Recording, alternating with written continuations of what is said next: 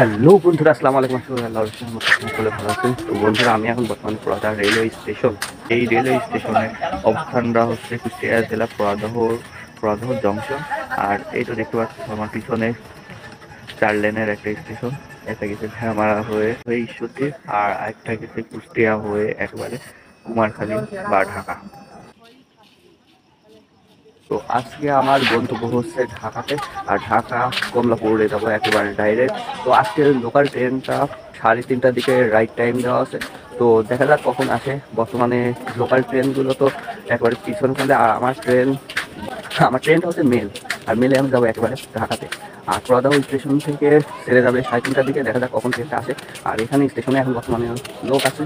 তো গাইস, তোমরা দেখতে পাচ্ছ পোড়াদহ রেলওয়ে স্টেশন একেবারে আলোতে পরিপূর্ণ। এখানে কিন্তু তেমন একটা আশপাশে কোনো হোটেল না থাকার কারণে এই পোড়াদহ রেলওয়ে স্টেশন এই জায়গাটাতে পার্টি পেরে শোয়ার গন্তব্যই হচ্ছে এই মানুষগুলো দূর দূরান্ত থেকে এসেছে এবং কোথাও যাওয়ার জায়গা না পেয়ে কিন্তু এখানে রাত্রি যাপন করছে। তার কারণ এখানে কোনো হোটেল নেই। তো এখানে যারা অবস্থান করছে তারাই কিন্তু অনেক ক্লান্ত, অনেক দূর থেকে এসেছে, বিভিন্ন জায়গা থেকে, যেমন একেবারে খুলনা থেকে, রাজশাহী থেকে, দিনাজপুর বা এদিকে ঢাকা বা সব জায়গার রুটেই কিন্তু এখানে ট্রেন লাইন চলাচল করে। সবাই এসে এখান থেকে অবস্থান করে। তো এখানে কি হচ্ছে, টিকিট কাটা হচ্ছে, চলো দেখি। ভাই পুকুরে দুটো কত ভাই? তো বন্ধুরা, এখানে লোকাল ট্রেনের টিকিট কাটা হচ্ছে, আমি কেটে ফেলেছি, ঢাকাতে যাব। তো দেখতে পাচ্ছ এখানে কিন্তু সকল কিছু ডিটেলস দেওয়া আছে, তোমরা এখান থেকে দেখে নিতে পারো কখন।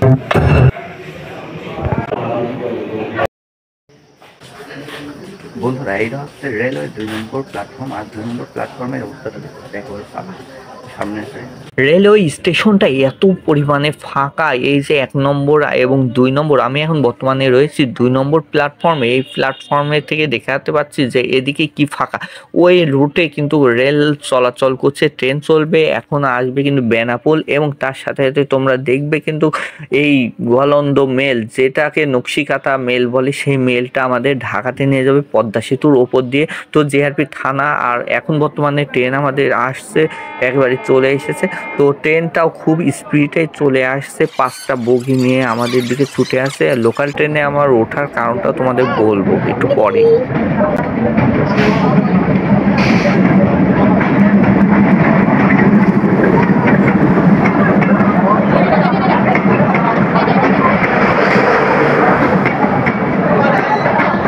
তো ফাইনালি আমি কিন্তু ট্রেনে উঠে পড়েছি, ট্রেনটাও কিন্তু কুটি কুটি ভাই হাঁটছে। তো যাই হোক, আমি যেটা তোমাদের বলতে চেয়েছিলাম যে এই লোকাল ট্রেনে আমার ওঠার কারণ হচ্ছে আজকে বৃহস্পতিবার, তেমন একটা ট্রেন নাই।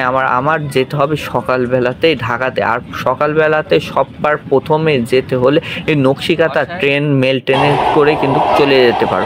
তো আমি কিন্তু ফাইনালি চলে এসেছি বুড়িগঙ্গা নদীর এখানে। পদ্মা সেতু হয়ে আসলে কিন্তু এটাই দেখতে পারবো বুড়িগঙ্গা নদী, আর এই রুটটা হয়ে অনেক তাড়াতাড়ি কিন্তু আমরা এখন ঢাকাতে পৌঁছাতে পারছি। তো খুবই সুন্দর একদম ন্যাচারাল পরিবেশ দেখতে পাচ্ছ। বুড়িগঙ্গার ফুল ঘেঁষে কত ইন্ডাস্ট্রিজ তৈরি হয়েছে, কত রকম কারখানা তৈরি করা হয়েছে। তো যাই হোক, একটু পরেই কিন্তু আমরা ঢাকাতে ঢুকে পড়বো। তোমরা এই যে দেখতে পাচ্ছ এই এলিভেটেড এক্সপ্রেসটা খুবই সুন্দর, দেখতে থাকো।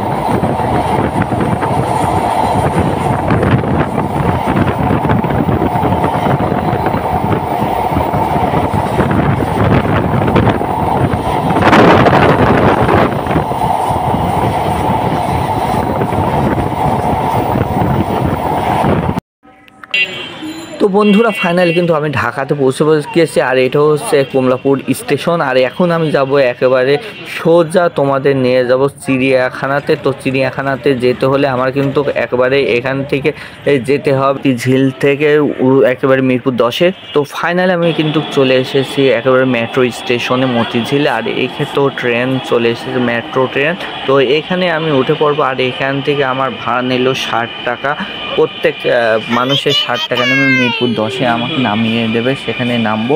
তো চলো তাহলে একবারে চলে যাওয়া যাক মিরপুর 10-এ। আর ওখান থেকে আমি কিন্তু চলে যাব একেবারে সেই বাংলাদেশের বড় একেবারে চেয়ারে চিড়িয়াখানাতে। তো যাই হোক, আমি মেট্রোতে উঠে পড়েছি, দেখতে পাচ্ছ মেট্রোর অবস্থাটা কেমন।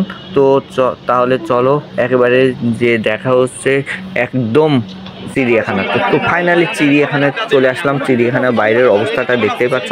আমি ভিডিওটা তেমন একটা করতে পারছি না, তার কারণ তোমরা ইতিমধ্যেই দেখে ফেলেছো আমার সঙ্গে কে ছিল।